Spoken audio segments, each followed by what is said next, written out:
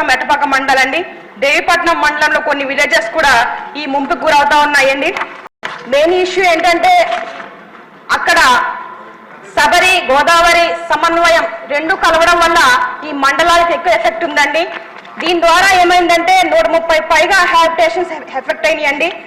34,000 మంది families present ఈ 4 మండలాల్లో ఎఫెక్ట్ అవ్వడం జరిగింది.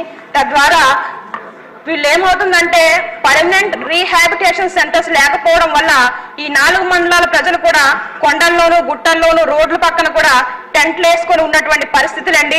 చాలా మంది కూడా ఎక్కడ ఉన్నారు అని గుర్తించలేనటువంటి పరిస్థితులు కూడా ఈ 4 మండలాల్లో ఉన్నాయండి.